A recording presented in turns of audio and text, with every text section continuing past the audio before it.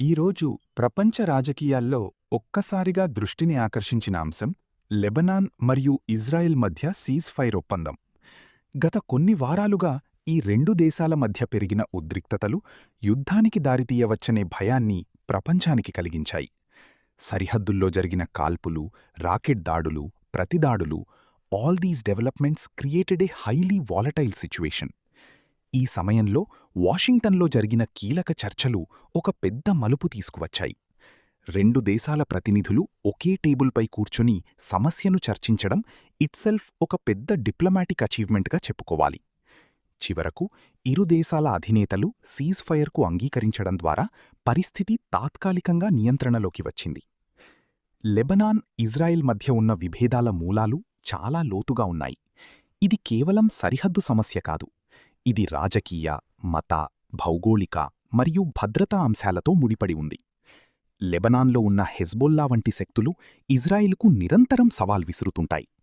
మరోవైపు ఇజ్రాయిల్ తన భద్రతను కాపాడుకోవడానికి కఠినమైన చర్యలు తీసుకుంటుంది. ఈ ప్రతిదాడుల చక్రం వల్ల ప్రతి కొన్ని సంవత్సరాలకు ఒకసారి ఉద్రిక్తతలు తీవ్రరూపం దాల్చుతాయి. ఈసారి కూడా అదే జరిగింది. కానీ పరిస్థితి మరింత ప్రమాదకరంగా మారే అవకాశముంది అన్న భయం ఎక్కువగా కనిపించింది. ఈ ఉద్రిక్తతల సమయంలో సాధారణ ప్రజల పరిస్థితి చాలా దారుణంగా మారింది. సరిహద్దు ప్రాంతాల్లో నివసించే వేలాది కుటుంబాలు తమ ఇళ్లను వదిలి వెళ్లాల్సి వచ్చింది. పిల్లలు, వృద్ధులు భయంతో గడిపిన రోజులు అంత సులభంగా మరచిపోలేని అనుభవం.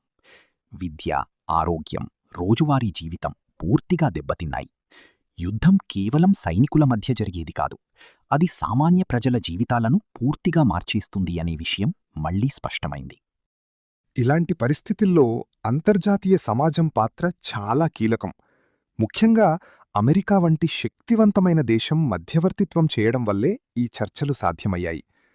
వాషింగ్టన్లో జరిగిన చర్చలు చాలా గోప్యంగా జరిగాయి. దాడులను ఆపడం, సరిహద్దు భద్రతను పెంచడం, భవిష్యత్తులో ఇలాంటి ఘర్షణలు రాకుండా చర్యలు తీసుకోవడం వంటి కీలక అంశాలపై చర్చ జరిగింది. ఇది ఒక్కరోజు పని కాదు. ప్రతి నిర్ణయం వెనక గంభీరమైన చర్చలు జరిగాయి.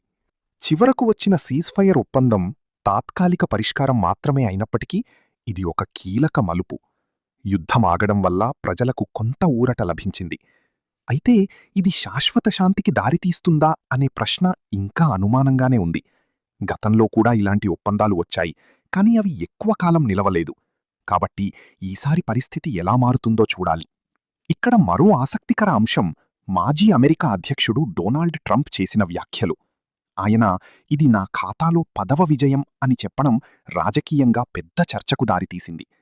ఇది కేవలం ఒక వ్యాఖ్య కాదు, ఇది ఒక స్పష్టమైన రాజకీయ సంకేతం.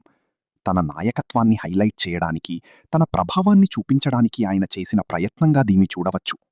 ట్రంప్ వ్యాఖ్యల వెనుక ఉన్న ఉద్దేశ్యం కూడా ఆసక్తికరమే.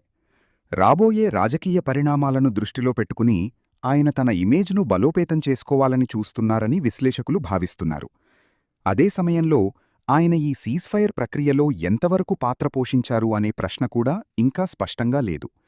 అయినప్పటికీ ఈ వ్యాఖ్యల వల్ల ఈ విషయం రాజకీయంగా మరింత హాట్ టాపిక్ అయింది. ఈ సీజ్ఫైర్ ప్రభావం కేవలం లెబనాన్ మరియు ఇజ్రాయిల్ వరకు మాత్రమే పరిమితం కాదు. మధ్యప్రాచ్యంలో ఉద్రిక్తతలు తగ్గితే ప్రపంచ ఆర్థిక వ్యవస్థపై కూడా సానుకూల ప్రభావం పడే అవకాశం ఉంది. ముఖ్యంగా ఆయిల్ మార్కెట్లు స్థిరపడే అవకాశం ఉంది.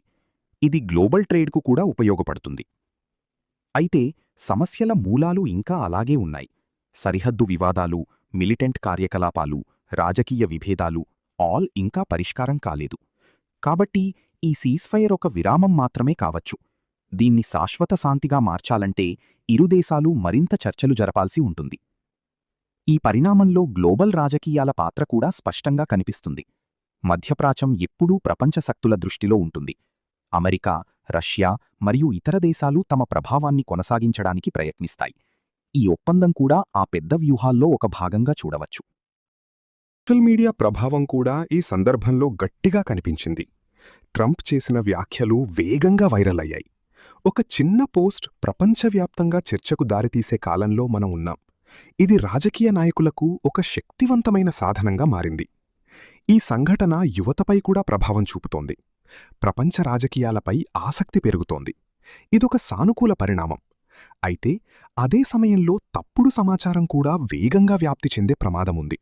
కాబట్టి నిజమైన సమాచారాన్ని గుర్తించడం చాలా అవసరం.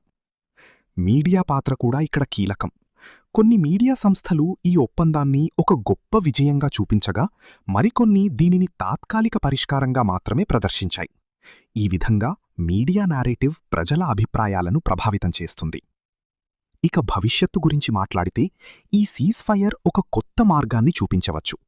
ఇరు దేశాలు ఈ అవకాశాన్ని ఉపయోగించుకుని శాశ్వత శాంతి దిశగా అడుగులు వేస్తే అది ప్రపంచానికి ఒక గొప్ప ఉదాహరణ అవుతుంది. కాని చిన్న తప్పిదాలు కూడా మళ్లీ ఘర్షణలకు దారితీయవచ్చు. కాబట్టి జాగ్రత్తగా ముందుకు సాగాలి. ఈ సంఘటన మనకు ఒక ముఖ్యమైన పాఠాన్ని నేర్పుతుంది. యుద్ధం కంటే సంభాషణే శాశ్వత పరిష్కారం. సమస్యలు ఎంత క్లిష్టమైనవైనా చర్చల ద్వారా పరిష్కారం కనుగొనవచ్చు. లెబనాన్ మరియు ఇజ్రాయెల్ తీసుకున్న ఈ అడుగు భవిష్యత్తులో మరిన్ని శాంతి ప్రయత్నాలకు మార్గం సుగమం చేస్తుందనే ఆశిద్దాం. ఈ వీడియో ద్వారా మీరు ఈ అంశంపై పూర్తి అవగాహన పొందారని ఆశిస్తున్నాం. ఇలాంటి లోతైన విశ్లేషణల కోసం మా ఛానల్ను సబ్స్క్రైబ్ చేయండి, వీడియోకు లైక్ ఇవ్వండి, మీ అభిప్రాయాలను కామెంట్స్లో పంచుకోండి. ధన్యవాదాలు.